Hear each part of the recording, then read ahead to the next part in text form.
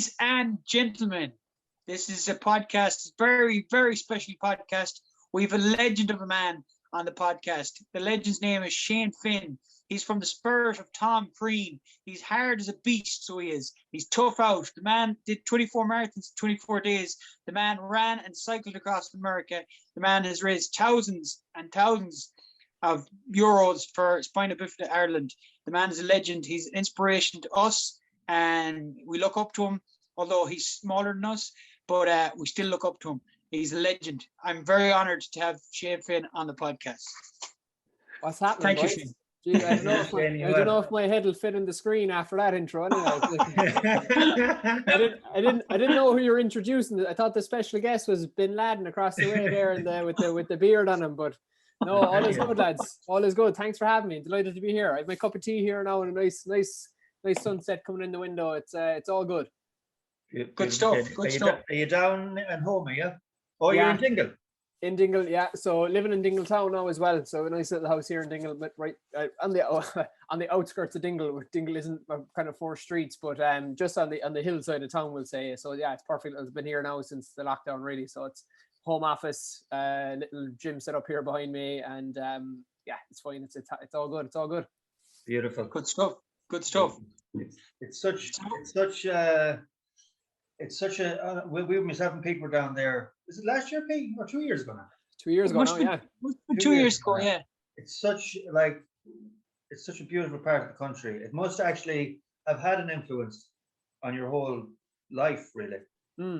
Yeah, massively. I think one of the things is you don't realize it until you grow up, and I mean grow up as in you mature, not even your age really. It's until you become an adult and maybe you travel a bit, and then you come back home and you're just you know what, being from the west of Ireland, I'm very lucky, and not even obviously running has brought me around the world over the last number of years, but I always enjoy coming home. I don't know what it is. I've never really, obviously I've traveled and I will travel again as my life goes on, but I just love home, and I'm very lucky to be from here. And one of the things that's really kind of, I suppose, solidified that for me is this global pandemic that we're in at the moment. Can't go anywhere, and I've been, I suppose, looking for adventure my whole life, the last 10 years since all this running stuff has started, and over the last year all I've had to do is open the front door, and the adventure's in front of me. So whether that's up the hills or around the coast here or out my bike, I've been on back roads and up hills that I've never been on before.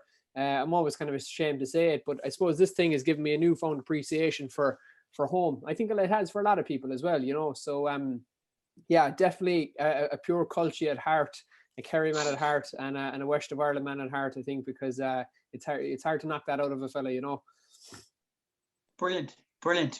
Yeah, I'm sure myself and Steve feel the same about where we're from. Do you know what I mean? It's kind of like you only appreciate a place when you leave it and you come back. Do you know? Yeah, absolutely. Even during this whole thing, getting messages from people out in Australia and Dubai and stuff like that, and I know their lives might be gone back to normal, or they might be going back to normal a bit faster than we are, but people just saying, just your pictures from home have kind of kept me going through this whole thing and stuff, people you've never really even spoke to, and it's just nice to see, and sometimes we forget that where we are is Ireland in general, obviously, but I'll be biased and say the west of Ireland really is probably, in my opinion, one of the most beautiful places in the world. And yeah, I'm just really lucky to be born. I'm glad my dad came home from America when he did, because I would have been fucking from Boston or something. That would have been terrible crack, So being from Kerry is way better. Myself and Pete, I always say it, especially when Pete's up near Mullaghmore and I'm near Westport, and it's just again, and you're down more southern west. It's just an unbelievable place. It's a magical place, and even when we do gigs in Dublin or anything, the West is always drawn, especially Pete back. Yeah. Tell you a funny story. The time that the movie came out and was in the cinema, I actually went to watch it in the cinema in Dunleary in Dublin, South Dublin. Now being a culture from West, I was out of my depth anyway. But going into the cinema there, I was even more out of my depth. And there was parts of that film where I actually couldn't really breathe because I was laughing so much. And nobody else laughing. It was almost kind of country humor. Do you know what I mean? So no, like I can resonate massively with that. And that's no, obviously, you know, people still there at that night found it funny, but there were just certain things that, you know, you can relate to, being from the country, I think, you know. Yeah. Very true. Very true. Well, for the people that don't know you, Shane, we know you very well, and you've been a coach to us, and you've been training us when we were doing our running. Can you just give the people that don't know you a background, so they know about you? Yeah, of course. I suppose I started running when I was 18. That was 11 years ago now at this stage. And yeah, look, I suppose growing up, I was actually a very, very quiet child. I was very shy. I was, you know, I didn't have a whole pile of confidence in myself and stuff like that. And I would have been like, you know, I would have never put myself out there or anything like that. I actually would have been picked on and bullied quite a lot as a child as well, you know, because I suppose I was a bit of an easy target, you know how these things go, you know, when you look back. But I suppose running kind of came into my life by complete accident, really. When I was 18, I decided to run the Dingle Marathon, because I had seen it the year before. I was actually working on the day, and I was just like, what the hell is going on here? Do you know what I mean? So yeah, I decided to run it for charity. And my first cousin, Mary, lives with a condition called spina bifida, and she turned 40 last weekend, actually. So she's obviously had a massive influence on my life, my family's life as well. You know, she's kind of the center of our world, really, when it comes to everything, you know. So even at a young age, I remember almost, I don't know if feeling bad is the word, but I was aware of it. Even when I was like 8, 9, you know, family gatherings, we'd be outside, you know, kicking ball or playing football, or Cork cousins against the Kerry cousins, and, you know, this kind of stuff. And like, you know, but she could never play with us, and she'd have to just sit and watch. And I always kind of felt bad or something. When I think back about it now, I do remember it. So when I turned 18, I was like, I'm going to run the Dingle Marathon for Mary. Obviously the money we raised was like for the charity, like nationally, but I'd never run a marathon before. And out of everything I've done to this day, that's the hardest thing I've ever done, is that first marathon, because I ran. And did you do much training for that first one? I ran 6 miles twice before my first marathon. It's a big step up. You know, you hear fellas like, you know, being in the hurt locker, and I'd actually go as far as saying that, like, biologically, it's the closest I've ever gotten to what I feel is death. And it was the worst experience of my life. But that was that first marathon. And then I suppose after that, I won't say I got hooked straight away, because I definitely didn't, because I actually couldn't walk properly for about 2 weeks after my first marathon. And I had started college in UL, and I remember not going to a lecture because it was upstairs, and I was just like, nah, fuck that, I can't.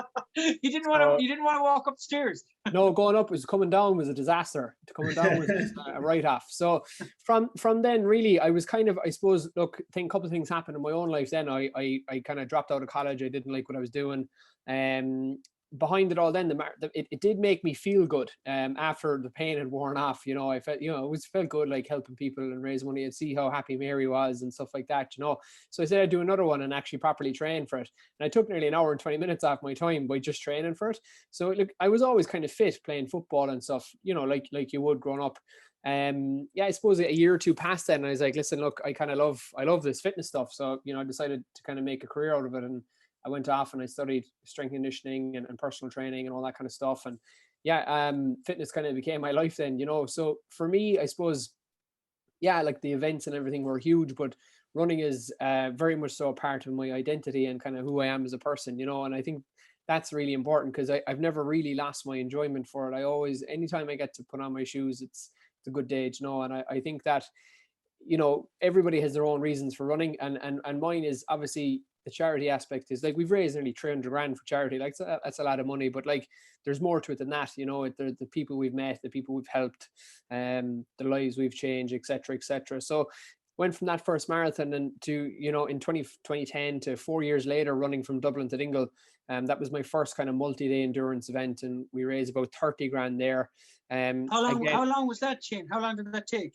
12 days, so marathon every day for 12 days. So it was kind of weird how it happened, you know. The two of you lads know my father. My father is a typical Kerry man, basically.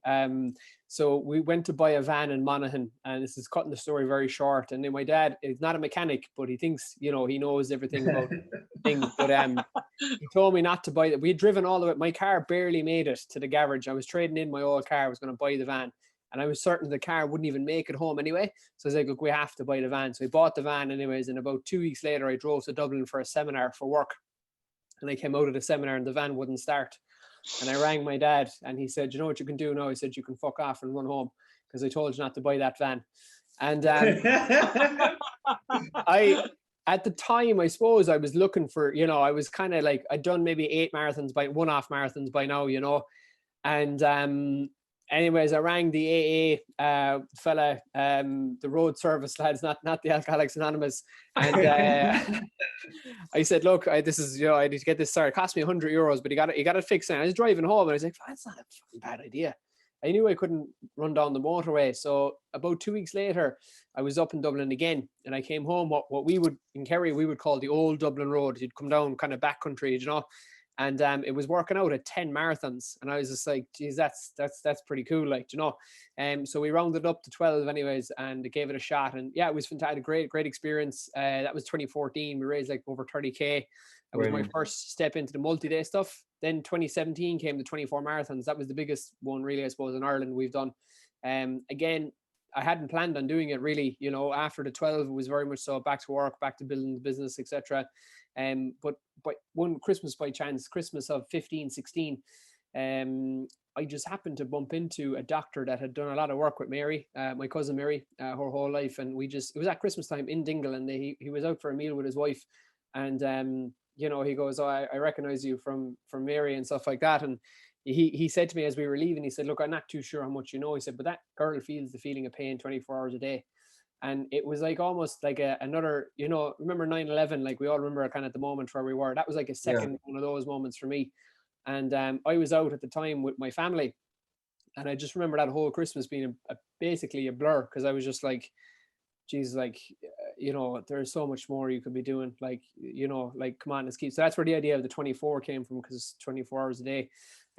So we executed that. I suppose that's where we kind of got to meet each other and stuff as well, which was great, you know. And after that, I swore to myself that I wouldn't do anything again, you know, and because it takes so much out of me personally, like financially, it costs a lot of money to put these events on. You're kind of relying on sponsors, and then sometimes it doesn't happen. And, you know, things are gone so big now with these events that, you know, my family are involved, and it's a lot of stress on everybody, not just me really, you know. I noticed you were saying we done this event, or we ran that. It was solely you, but you always include your support team, and that being your, you know, your family and that. Yeah, it's really important. I mean, like, it's a very, like, running's a very selfish sport, especially ultra running and these ultra events, you know. Like it is a selfish thing. You know, I have no problem saying that, but like, I wouldn't have done anything that I've done, that I'm talking to you guys about now, without the help of other people, like, you know. So whether that be the charity, to be honest, like, when I say my support crew, it's my family really, do you know what I mean? That have kind of helped me with all these things, you know. And then look, the 24 marathons was a massive success. We raised over 100K, biggest fundraiser the charity's ever had.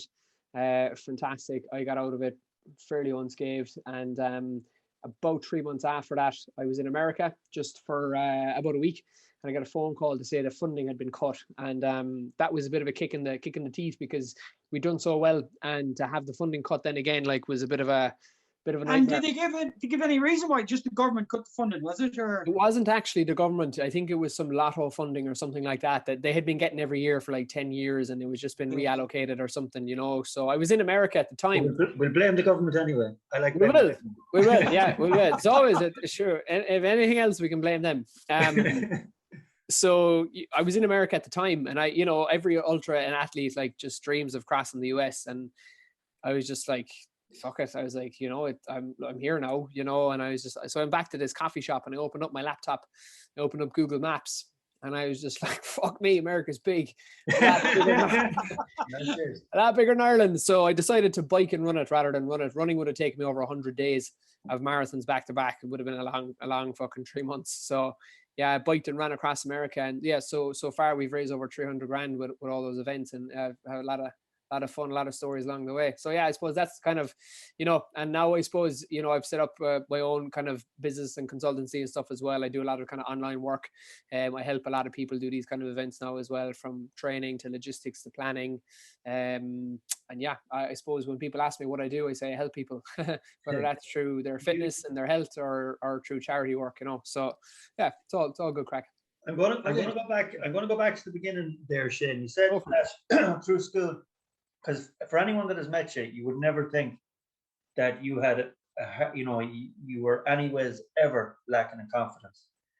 You're very confident. You're well able to talk to anyone. I'd say if anyone walked into that room, you're well able to hold your own. And do you think that it was running that maybe helped you out to do that, or was it a mental thing, or was it the running that helped the mental side of it? It was definitely the running, because I suppose I still played football, like, similar, like about Mayo, like it's to be honest, there are no other sports as children around here. Do you know what I mean? So like you had to play, you had to play football really, and I loved it. I still to this day I still love football. I still love watching it. It's a community thing here as well as it much in everywhere in Ireland really. But the running, that first marathon was the first time in my life I ever did anything for myself. Playing football, like I played senior championship wing back for Dingle, but there was 14 other lads on the team. So even if you could still celebrate, even though you could kind of cover over that you didn't really perform. But what I noticed in that first marathon, my biggest takeaway was that nobody was coming to help you. You have to do this on your own. And that was a big shift for me. But look, I suppose, when I was younger, maybe in my teens, I would have been, very, very quiet, would have lacked a lot of confidence. But sport and things like that, and predominantly running, and then as I grew into it, would have really kind of, I suppose, helped me figure out who I am, what I want to do, and made me a lot more confident in myself. Yeah. And tell me this, Shane, would you have any advice for some young fella now that's in your same position? You said you got bullied as well. Would you have any advice for some young fella that's maybe lacking in confidence, a bit like yourself, and he's getting bullied, and he's a fan of the Hardy Bucks, and he's watching this Dead Hedgehog podcast? Would you give any advice for him? Yeah, I would actually. First of all, is that as the years pass, the bully will actually be the waster in your town. That's the number one thing. Okay, that often happens. I've seen that happen a couple of times. The second thing is that Stephen was the actual bully in our school. I was never in school. What was the second thing, Shane? I think the second thing then would be to find something that you're interested in. And it doesn't you don't have to run across Ireland or run across Kerry or Mayo. Like, find something that you're interested in. It doesn't have to even be sport. It could be music. It could be film. Whatever it is, and just put your attention into that, because where your attention goes, that's where your energy flows. And if you're constantly focused on things that you can't really control, you're going to have a hard time. And I suppose if I was back at that age again, I just wish someone would have told me that, look, it's going to be all right. Like, this will pass, and don't worry too much about it, because, you're you, that person's that person. It's more a reflection on them, really. That's more of an insecurity on their side than it is on your side, So find something that you're interested in, find something that you're good at, and put your energy into that. Fantastic advice. Very good advice.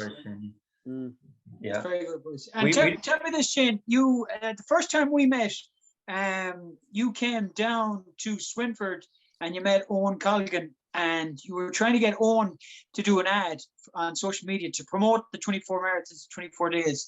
And we did an ad, and I was filming it. Not that I know anything about filming, I'm learning a bit since, but the ad was very funny. It was you ran past Owen's cottage in his house. And you're like, what are you at? He goes, I'm running 24 marathons, 24 days. You're like, all right. And then it showed Owen's head floating around. You could do it, Shane. You could do it. You can run.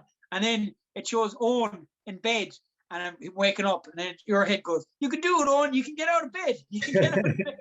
We'll see if we can actually dig that little visual up. We might even show it. Yeah, I'm pretty sure we have it somewhere. But yeah, that was funny. I actually just reached out to him randomly on Facebook, and I just shot him in a message. I told him what I was doing. I actually didn't really expect him to write back to me, to be honest with you, because I'd imagine, like you get a lot of messages every day, and some of them are just shite, but like that was one of those. I'd say he was back to me within 20 minutes. So he was like, sure, look, come on up. And I was just like, I do recall actually getting to the house and being like, I thought where I live was isolated. Fucking Jesus, this is back country, like, but it was beautiful. Yeah, it was beautiful. I loved it. Yeah, I loved it. But yeah, but then I remember that was the first time we met you, and we met Jamie, your cousin. He's like a brother to you as well. But we had great crack. And then myself and Owen met you, or you were doing the marathon, and we met you in some ways in Mayo, I think it was. And we ran a half. I wasn't doing much running at that time. So we ran half, and then we met you again, and we ran another half, and then we met you down in Kerry. I mean, and our big heads happened to be in the documentary somewhere along the line. You could see the state of us. But how did you find the film crew? Was it tough to?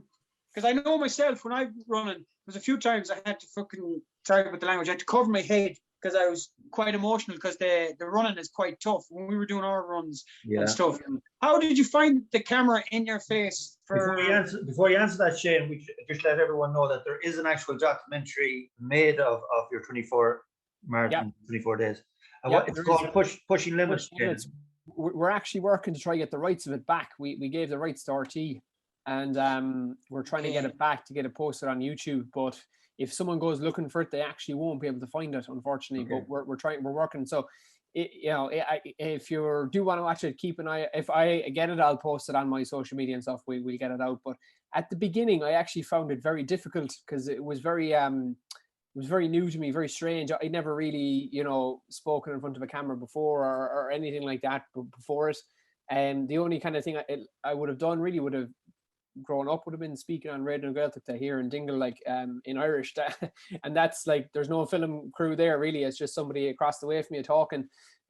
So at the start I found it very strange, but then, to be honest, once as it was kind of, I suppose, my quote unquote showtime and time to run and do what I've been working to do, I didn't even know they were there really, which was beneficial, because I think if I was thinking about it, it would have maybe not come across as natural as it did, and stuff like that, Yes, I suppose you couldn't worry about it too much. You had to focus on the challenge that was ahead, Yeah, I mean, my legs be so sore, I don't even know who's around me or what they're saying some of the time. So, I don't really think about what other people are doing, But it's a brilliant documentary, and it really captures the crew, and it's a family event, and it was a great documentary. It's a brilliant documentary. You actually watched it with you, Shane, down in your home house. I actually watched it again about 2-3 weeks ago on the laptop here with the girlfriend, and it was good just to watch it back again, and just even I've changed even so much since then as well, and but it's lovely to look back, and the thing that I always take out of it is is the happiness that it brought to people, and not myself or my family. We're happy regardless, but the kids and the charity and the that's really the families and the moms and the kids and the parents and the fathers of children with disabilities and stuff like that. That's really what comes across in it, and that's really one of the most things that makes me the most proud really is that that you bring hope to people that really don't have a lot of hope, and that's a cool thing to be able to do, because you're bringing a positive event, and positivity just breeds positivity as well. So you're doing this event, and even I'm sure even for people that the places that you were running past, and that buzz that you were creating for that, and people are brilliant. I know that we live in a society where there's a lot of bad things happening, but in general, people are brilliant. And I think every I kind of, one of the things I always kind of noticed is that the more rural of places we were, the more support we got. And that sounds like a strange thing, but we remember one day stopping in the absolute middle of nowhere in Roscommon, and I was starving, and I had to get something out of the camper van, and we pulled up outside this old lady's house, and the dog came down, and I thought I was gone. The dog was nearly as big as myself, and the lady came down the garden, and she asked us what we were doing. I was certain she was going to pull out a gun and just shoot me or something. But I told her that I was like, well, I had just taken a piss across the Bohereen, and I was like, well, I'm actually I'm running to Dingle. And she was just like, oh, where did you start? I was like, well, I started in Donegal. And she goes, geez, you're going an awful long way. I was like, well, I'm taking in 24 counties, and she goes, hold on there a second, and I don't even remember the name of where we were, to be honest with you, but I do remember the dog. He was massive. And your one comes back out of the house with a 50-euro note, and puts it into the bucket. I literally I couldn't tell her what the charity was. I didn't tell her my name. I didn't tell her anything. And I presume she was there living on her own. That 50 euro might have been a lot of money for her, but it was little moments like that where I was just like, do you know what?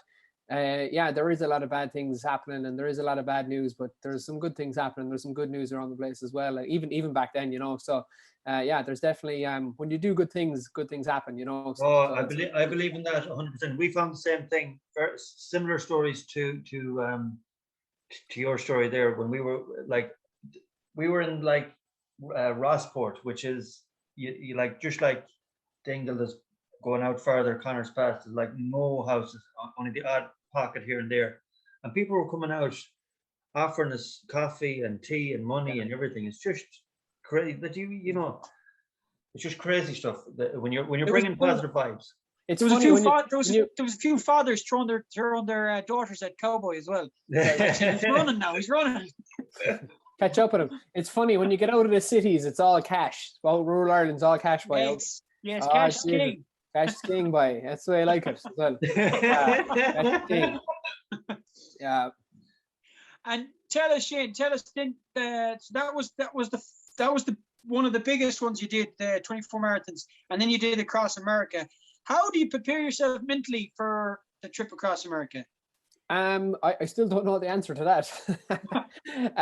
Like for me, I suppose really like I actually recorded a podcast this morning on this exact topic actually.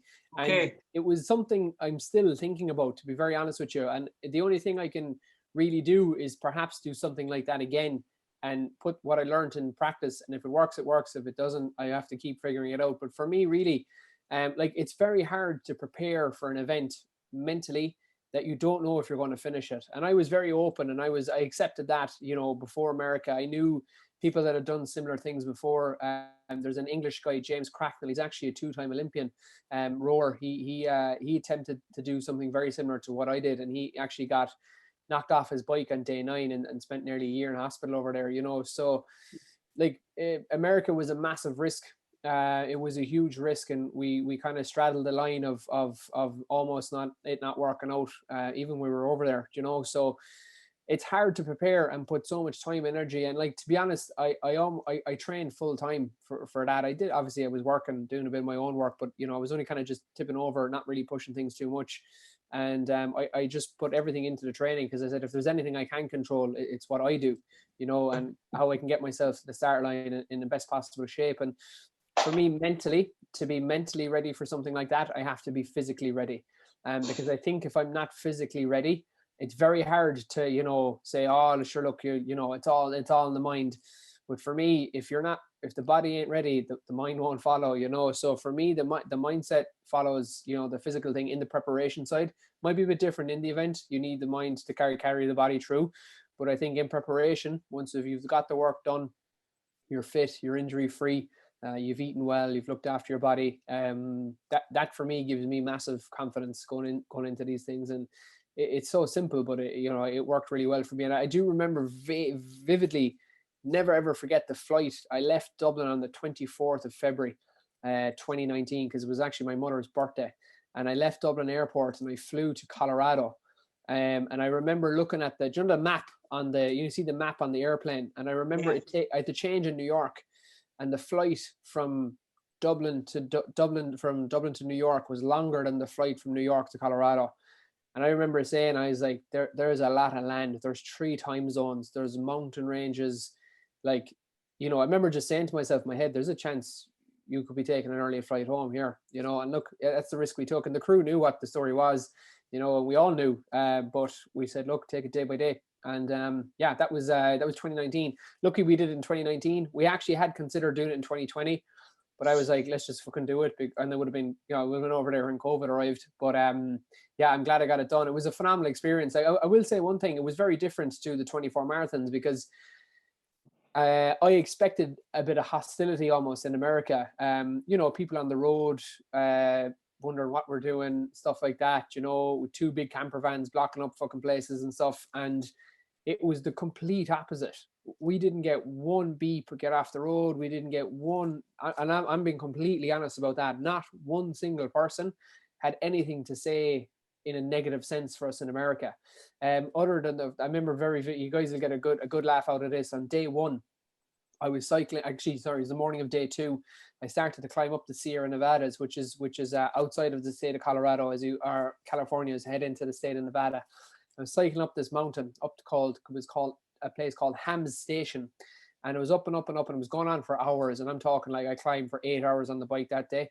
And there was this lookout point, and there was this old guy on a motorbike. Do you know the motorbikes with the big massive handlebars, and they're sitting way back, and he had the beard, the big jacket, and so he was there lighting up a cigar, looking out at the view. The sun was setting, it was a beautiful evening, and cycling away. And I just pulled in for a sec, just because I was like, look, I'm only gonna fucking be doing this once, I'd love to, any nice place I see, I'm gonna stop and take a picture and then continue going, And I hadn't seen another human in 2 or 3 hours outside the crew, And he goes, beautiful evening, man. I said, probably in a thick Kerry accent. I was like, oh, Jesus, yeah, it's lovely, isn't it? And he just kind of looks at me through his helmet. He goes, where are you from? And I was like, I'm from Ireland.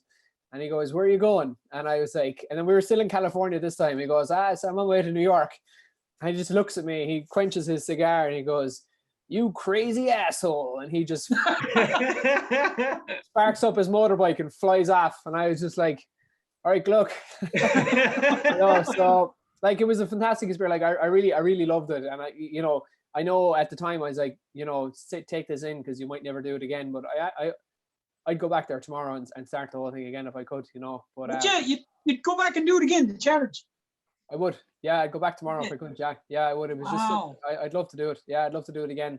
Maybe or take a different route or something like that. But it was just, I just loved it. I miss it. I miss it dearly, actually. Yeah. You miss it. Wow. Yeah. Myself and Pete have two different approaches to any of the marathons or the ultra marathons that we do. Pete Very goes much in, so.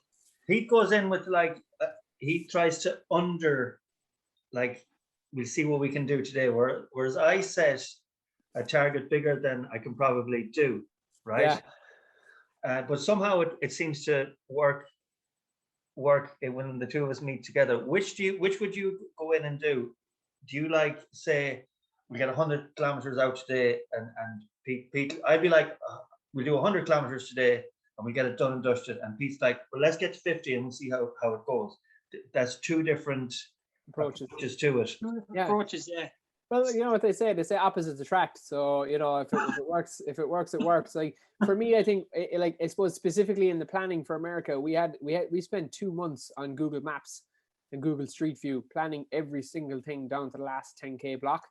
And wow. Because you had to catch flights, did you? No, well, I had to catch a flight home from New York. Yeah. We know. Like I was on foot and on bike from the Golden Gate Bridge to the Brooklyn Bridge. There was no other modes of transport. But we had everything planned out to a T. To everything. This is how much K I'm going to cover every single day, and it went completely out the window on day one. Because I took a wrong turn going into San Antonio, and then there was a shooting, and the fucking city was closed down, and I had to take a detour. So the first day ended up being 50K longer than it was meant to be because I had to go around the whole city. Got lost going into Sacramento in the dark, and it was just. I remember going to bed that night being like, "You're in for some fucking month," I was just like, "I'm already 50K behind on day one," So I think it's important to have a distance target like that, but it's also important to take Pete's approach and say, let's take it K by K and see how we go, because as the event, I just had experience in obviously other events and big training blocks that I would do. After I get into double figures, so my body tends to adapt. So I knew if I got to day 10, day 12, day 14, that I could start maybe chipping away at some of the distance I'd lost early on. And that's what happened. But it actually didn't happen till about day 20 because I was in the Rockies at about fucking 12,000 feet. So I was struggling at altitude. The tiredness caught up with me in the mountains. But once I got down out of the Rockies and into Kansas, there was days I was knocking out 280K on the bike by 5 o'clock in the evening, so I was really starting to gain ground as the event went on, so I think a hybrid approach of the two is a good way of looking at it. And tell me this, Shane, did you have any rest days? Did you have one? Yeah, we had one forced rest day in the mountains, actually, in Colorado. This huge snowstorm came in and there was a statewide weather warning. And the guy who owned the campsite, he was actually a young guy. And I was just like, look, how bad is it going to be? And he was just like, if we have a statewide red, he said it is illegal to go on the road. And if you go on the road, you have to get rescued by the emergency services. He said it's a federal offense. So basically you cannot go out on the road. So the whole state was shut down for I think about 18 hours. I actually thought that day was going to be of assistance to me because I could have rested and recovered and then made up the distance on the bike. I actually wasn't worried about being put back because I had made up some distance and now I was actually ahead. But this huge snowstorm came in and just flattened the whole state of Colorado. And that was a forced rest day. And I actually found the 2 days after that quite hard because my body had gone into kind of rest mode.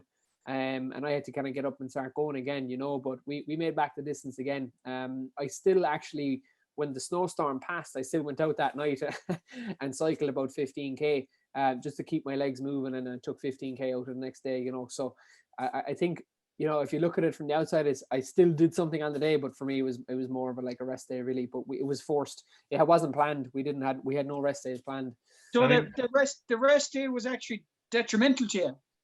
I believe so. Yeah. Well, in the grander scheme of things, no, it didn't really make much of a difference. But at the time, I felt it put me back because I actually found the next day I found it quite hard to kind of get going. I was just very sluggish and tired and sore and not like what you usually would be after a rest day. But I mean, I probably needed 3 weeks off. Yeah, of course. Yeah, not a day. So. But in such large events, and over such a distance of time, especially in a country that you're not used to planning anything in a run, and it's like you were lucky just to get them two setbacks, when you look back. Yeah, I mean, we were very lucky. I mean, there was one point as well, I suppose, we took a wrong turn going into St. Louis. So St. Louis is in is in Indiana. Sorry, no, it's not. It's in Missouri. Excuse me, Missouri.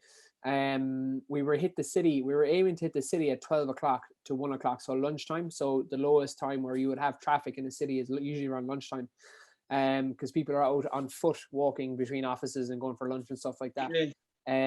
We got delayed that morning and it was a lot hillier than what I thought it was going to be, and I hit the city at 5 p.m.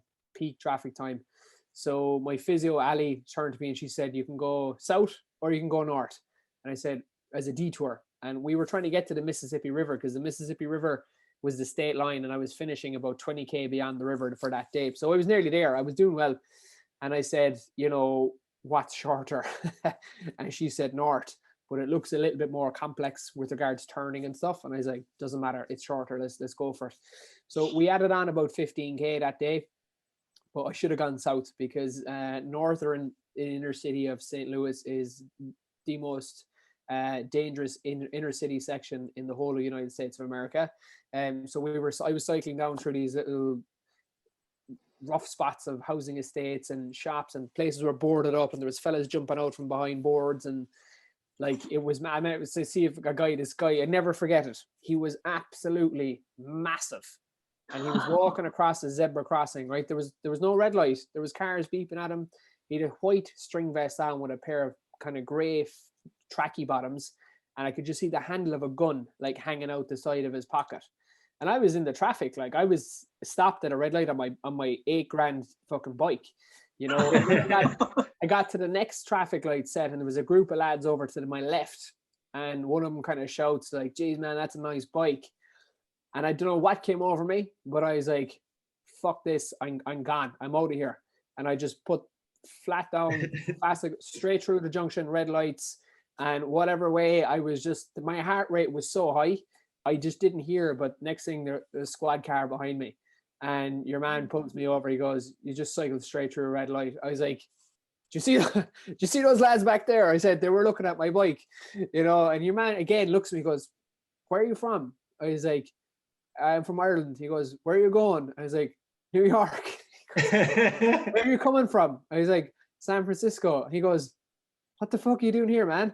And so I had to explain to him that we had gotten detoured, and he goes, this is not a part of the city you want to be on your own on a bike from a strange country, And I was just like, Ireland's not that strange.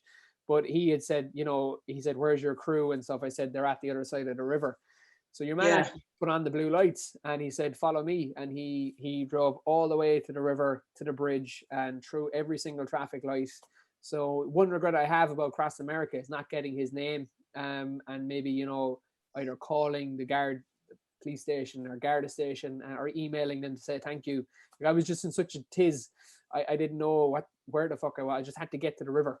That was it. And I remember seeing my father that evening as I crossed the river, and it was very warm. And he got out of the van, and he's not a big man, but his t-shirt was just covered in sweat.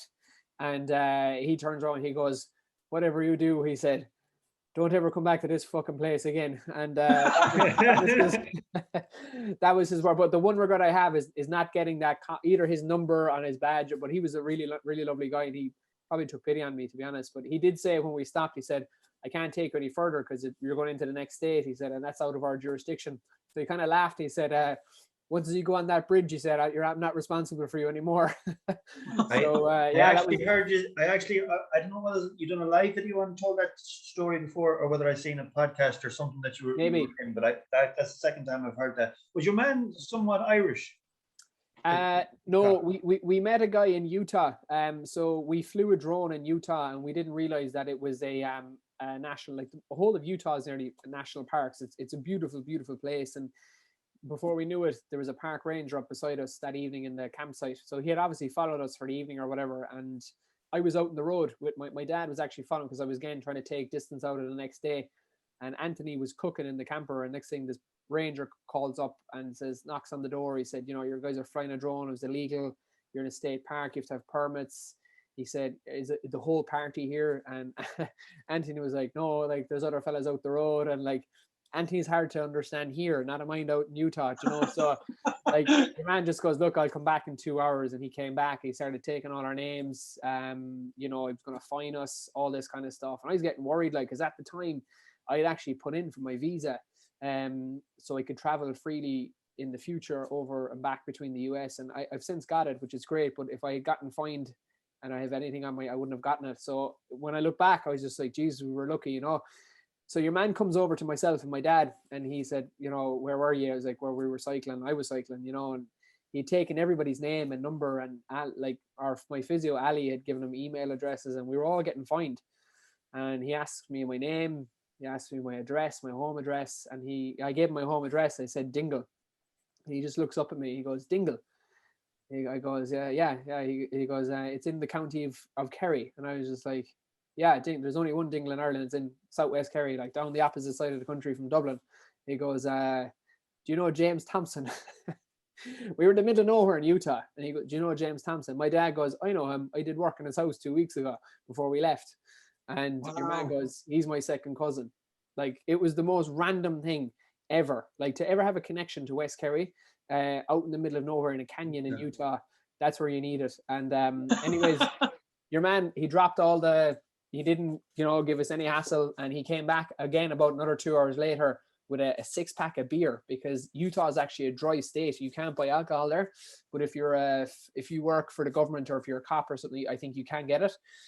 Wherever he got it, he dropped it back anyways. But that was another random story, and it was one of those days where we hadn't seen many other humans, and the one fella we did had been to Dingle for 2 weeks in 1993, so that was kind of funny. It just shows you how small the world can be at some points. But that was pot's luck as well. Look at the Irish. Very much so. Yeah, I don't know someone was looking down on us somewhere that day anyway, but yeah, we were very lucky to get away with it, really. That's crazy. And tell us, Shane, tell us about your recovery. Are you still training hard? Have you got another plan? Have you got another event? Yeah. Recovery from America, I would say it took me 4 months, to be honest, like to fully recover. To put the weight back on and stuff like that. I'd lost about 17 pounds, and I'm not the biggest man in the west of Ireland either, so for me to lose that amount of weight, and I was putting in serious food while I was over there as well. So I just had to take time off to let, just the body repair really, and mentally as well. I had to take a bit of a break, so I spent about 3 months cycling and running easy, no devices, no tracking, no Strava, no, just going out to, I love this. I love just what I'm doing, and I don't need to track anything right now. So got into a bit of mountain running then as well, obviously after too. And I took I do still take a lot of pleasure out of that. I love the freedom of it. At the moment, I'm training for an event that we're planning in August. We haven't announced it yet, but we're hoping to maybe make an announcement in about a month's time. Again, very different for me, way out of my comfort zone, but that'll be something fun again. And the good thing about it is that it can't be cancelled by COVID, so that's kind of exciting too, So is it in Ireland, Shane? It is in Ireland, yeah, it is in Ireland. So I mean, I had planned to race over in America actually this summer, an Ironman, maybe even 2 Ironmans. But at this rate, we can't even go to Killarney, not to mind fucking America. So we're staying local for this one. So it'll be a bit of fun again. Something I work a lot better. My life as a whole is a lot better when I've got plans made, and they don't have to be too concrete, but I like to have something to work towards. I'm a lot more structured with my day, my time. You know, I'm a lot more kind of, if I've got an event in 6 months' time, I make better food choices today. I make better training decisions, just things like that, you know. So I like to have something to work towards. I think we all do, really, don't. I know when myself and Pete were down there, and we spent a few days training with you down in Dingle, you were on about Ironman, and that's the route that you want to go down. Yeah.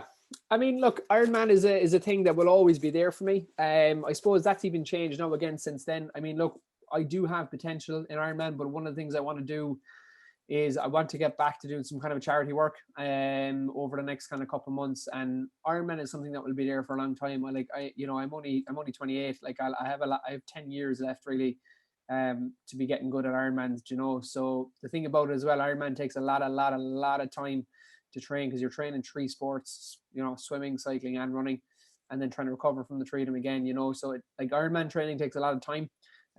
With the way I'm going with my work and future work projects at the moment, time is very valuable to me. So the way I'm kind of training now is a lot more time efficient. And the event in August is actually going to be a 1-day event, which is again something I'm not used to. But that will be something. Look, I'll probably revisit that down the line. But it's weird because there's so many things I still want to do. I feel like I still have this excitement. I'm even getting excited now just thinking about it. I still feel like I'm only getting started with this stuff, you know. So even though I feel like a freaking old man sometimes doing them, but you know, it's still good to have that excitement, you know. Yeah, you can tell, and you've done so much in such a short time. Brilliant. Tell me this one more thing, Shane. The fasting. The last time I was talking to you, you were on about the fasting.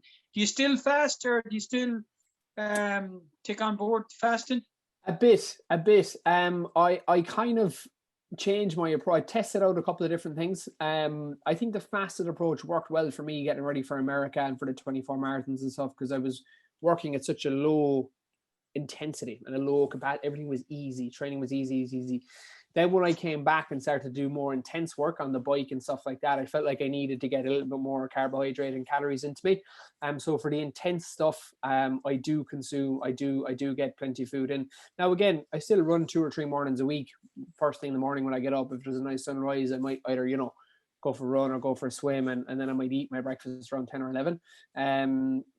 It's always a thing. People are like, you would not eat your breakfast first thing. I'm like, I'm not really hungry first thing when I wake up, you know. So I kind of just eat it around 10 or 11 or whenever I have time, really. But I do like training. It's just really simple, you know. You get up, you go, and you're back, and that's it. So that it adds a lot of simplicity to my life. But I suppose again, that's another thing that I've really tested and looked into over the last number of years, and there's arguments for both sides of the camp, really. But for me, it has its place. But I'm not sure now if it's sustainable long term, you know. You conditioned yourself, your body, to do that as well, Shane. That's not something that you can do overnight. You can't just. No. You conditioned yourself to run pretty much a marathon on a cup of coffee. Yeah, and that took time. I remember actually when I started doing it, I wouldn't run too far from the house because I was afraid I'd bonk and I'd need food or something, you know. So I would do 30-minute loops around the house, not actually around the house, but down the back roads. You know what I mean? But yeah, I remember. Funny if you did 30 minutes around the house. You'd be close to the kitchen, you know, just in case, like. So yeah, then I built that up to like 3, 4, 5 hours, you know, no problem. But I suppose one thing, again, upon it, like I will always say, like, even with all this stuff, I'm very open. I'm always open to learning and testing out new things. I will say, upon reflection, now that I've changed a couple of things, my recovery probably wasn't optimal doing all that fasted training. I think it puts a lot of stress on the body. And now, you know, I'm a bit of a data freak when it comes to my own training. I've logs of all my training from the last like 4 years. So like one of the things I've noticed is that when I was fasted, my heart rate was a lot higher than when I wasn't fasted. So the body is working harder. Yes. because of that. Yes, the body's working. You know, it doesn't have any fuel. It's under a little bit more pressure. You know, so again, but here, look, we could have this chat again, lads, in 2 years' time. I'd be like, actually, yeah, I've changed my mind again, you know. Yeah. So that's the thing about, you know, fitness and performance and endurance. It's ever evolving. And the thing is as well that everybody is really, really different. That's the thing. Yeah. And it could be to do with age, it could be to do with climate, it could be to do with genetics, you know. Genetics play a part. Your previous training history plays a part. Your previous eating habits play a part. There's a lot of variables in it, really, when it comes to it. Now, you can obviously implement change, but if you are looking at doing some kind of a change like that, start slow and small and make tiny changes as you're going. It's like going up the stairs. That's the kind of word I use when I'm talking to people about not even nutrition changes, but even training and stuff like that. We all want to get to the top of the stairs, and you get there by taking each step. You know, if you try to take 3 or 4 steps, you might trip and fall back. You know, so don't rush the process. Take each step nice and controlled, and you'll get to the top of the stairs. You know, so yeah. I remember when we came down to Kerry to you, we said, "Oh, we'll go for a run." And we went down. You know, my old man went down. Thought we were doing a bit of training, and we fucking got a wake up call. We got a wake up call. It literally changed. I thought I was training. I thought we were doing good stuff, and we were training every day, and we were doing our 15Ks and 16Ks up in Donegal with Pete, where Pete was living at the time, every so often, and Pete would come down and we do 10, 12K, and I thought we were like, we're flying it here, and then we went down to you, and it was like, oh fuck. Yeah, but it was typical Hardy Bucks fashion as well. We went down with a bottle of water and a pair of shorts and nothing else. Literally. I mean, look, like that. The funny thing is, like that, I've had some things like that myself as well in the past. Like I got out to Colorado to train at altitude. I remember arriving, you know, I was like, oh, this is going to be great. And literally after the second day, having to spend nearly half the day in bed, I was so fucked. Like, do you know what I mean? So like, you know, it happens to other people too, but maybe in different formats. You get a bit of a kick in the boon doon or the backside, as we say, you know. Yes, so it's sometimes they're good though, you know. Sometimes you need things like that to give you a really good, like a bit of a wake-up call, you know. And like the other thing too, like I'll never forget, I did like that similar thing like happened to me, but out at altitude in Colorado, training like with actually an Irish lad out there for, you know, a 10-day block. And I remember like it brings you back down to reality very quick, because you think you're doing great, and then something like that happens and you're just like, maybe I'm not as great as I thought I was. Yeah. But of course. It was a brilliant wake-up call. And not only that, I remember what you said to me, because I suffered that day. I went out, I had a habit at the time, and Pete will tell you, of going out too fast. And he still does, Shane. He still does. Not as bad. Beard, man. It's the beard. But we were hitting into nearly 20K, and I was like, oh shit. I'm starting to like, and we had done the long distances, 50K or whatever, once or twice beforehand. But I thought in my head I was well able for this, and I went out fast, and like I just came down like a shot. But I remember you said there's no harm, a bit of suffering. A bit of suffering is absolutely no harm the odd time.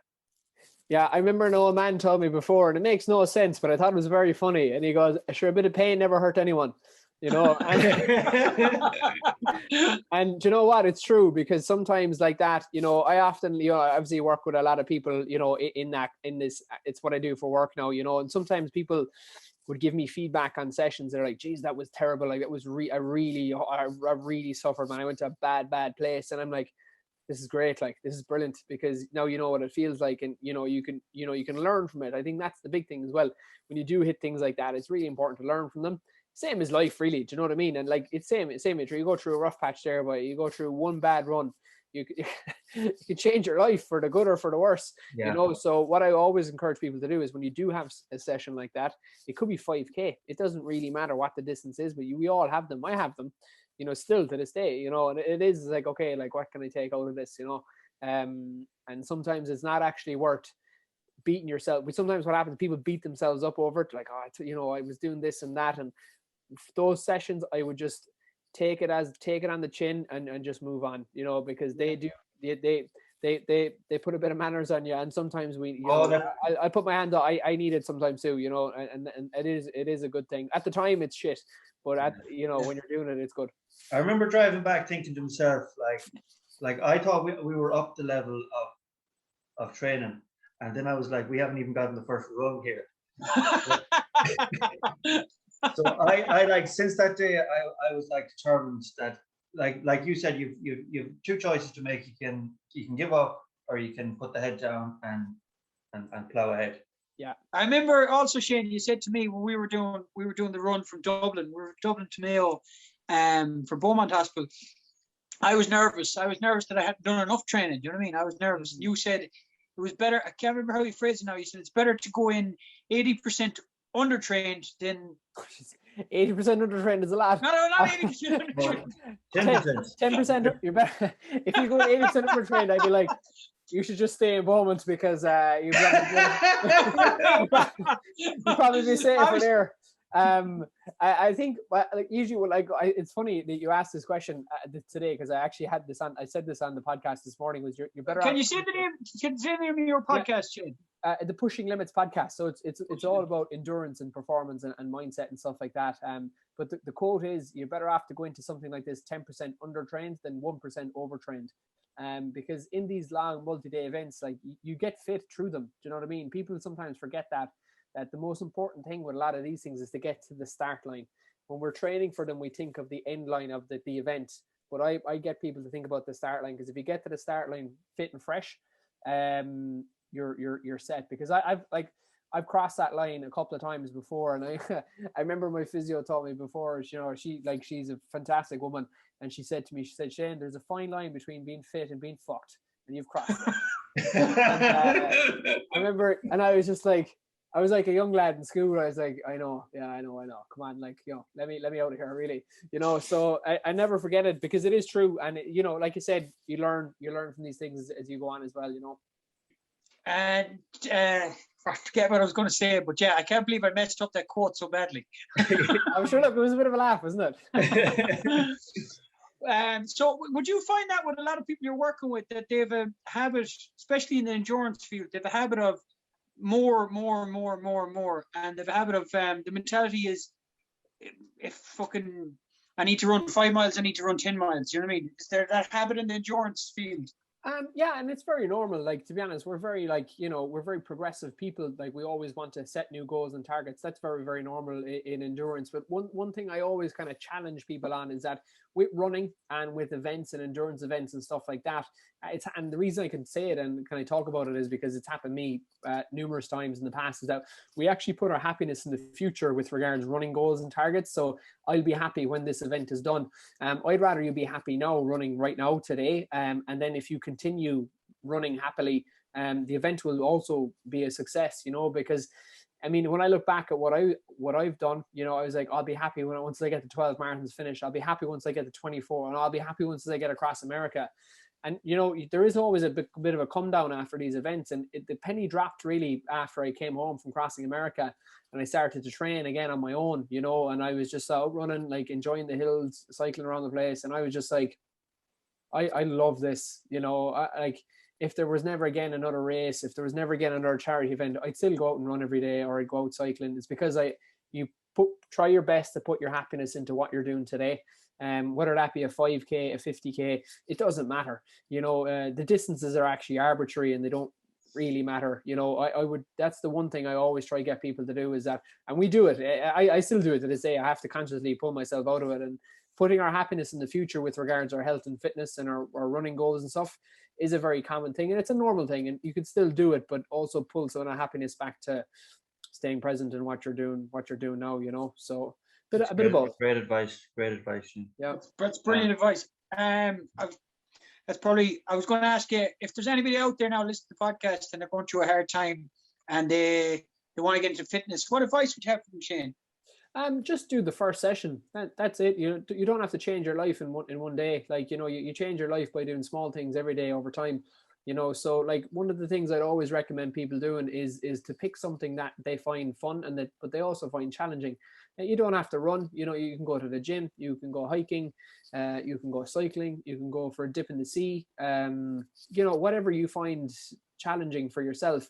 The next thing, if you really, I suppose, struggling at the moment, and a lot of people are, is I'd start working towards building a habit. And that if you start off running for 1 minute every day, that's a habit. And then you're a runner, you know, you'll get used to running every single day. Like again, it's really different for everybody. But what I would do is look at it as a positive. I know at the start when you're looking at it, it might be a negative. You're like, I'm unfit, I'm fucking out of shape, I'm overweight, I don't feel good when I'm running because I need to lose 10 pounds. But you lose 10 pounds by losing 1 pound, and then you do it again, you know, and you get to 5k by running 1k, and then you do 2k, you know. So that's the way I kind of look at it, you know, and not to put too much pressure on yourself either, and just make sure that you're having fun. It always comes back to the fun thing, because fun is sustainable, and not having fun isn't sustainable. So that's the kind of advice I'd give someone that would maybe looking at starting out or getting into it or something like that, you know. I wish it's what someone told me when I was starting, basically. Very true. Very true. That's brilliant. That's brilliant. That's brilliant advice. Brilliant advice, Shane. That's a couple of lovely pieces of advice you've given throughout this podcast. Shane, I know that you're a busy man, and I know that we are probably coming up to the end of this podcast, but I feel like we've only scratched the surface, and I'd love to get you back on again. Absolutely. I'd love to come back on again. I feel like the more you chat about these things, the more you kind of get into them as well. Like, you know, and I like the openness as well of the podcast where, you know, it's not too scripted or structured. It's kind of how I do my own podcast as well. Like I just like to have a conversation with somebody and chat to them. Obviously, you know, if exactly. That's what we're trying to do. Literally, we, especially with the likes of you, because we followed you for many years, and we know you quite well. So we just like to keep it like free really. Yeah, free flowing, yeah. Like we had no questions prepared or anything, because we knew that we could keep chatting anyway. And I'd love to come back on. There's like 20 questions now going on in my head, but I'm going to save them for the next time. And the next time we can talk about your next challenge. We could do a part 2. That'd be a lot of fun, because we could do a part 2. Definitely do a part 2. Yeah. Possibly by a part 2, we'd have the challenge announced. So that'll be a lot of fun. Exactly. It's not what you're expecting either, lads. It's not what you're expecting either. No. Okay. I'm actually intrigued We're intrigued. Yeah. All right, Shane. Listen. Thank you very much for coming on. What was that? Where can people find you? In Dingle. People can find me online. Obviously, I work predominantly. I actually work fully online now. So my website is shanefinn.com. We're kind of rebuilding the Shane Finn training website. That's a second website that has a load of free training things on it, blogs, free challenges, stuff like that. The podcast is Pushing Limits Podcast, and then on social media it's Shane Finn, and I'm Shane Finn on most places. So yeah, I know obviously social media is great and stuff like that, and I love it, but if anybody watching this or listening to it happens to be in Dingle and they want to say hello, I also, you know, enjoy meeting people face to face as well. So either way is good for me. That's it. I know that you have a very interesting thought on social media, because it's a tool for you, and we'll talk about that the next time you're on. Absolutely. Shane, thanks very much for coming on. No worries, lads. Thanks very much for having me. It's good chat. Hopefully Mayo win the All-Ireland this year, or Kerry. Anybody really. Hopefully. Here's hoping. Fingers crossed. All right, guys. Thanks everyone for watching this as well, and please hit the like and subscribe button on our YouTube channel. And if you'd like to become a patron, obviously, very much appreciated. Shane Finn, thank you very much for coming on. Thanks very much for having me, boys. Much appreciated. Mind yourselves, and we'll talk soon. Yep. Good stuff, man. Good stuff. Cheers, boys.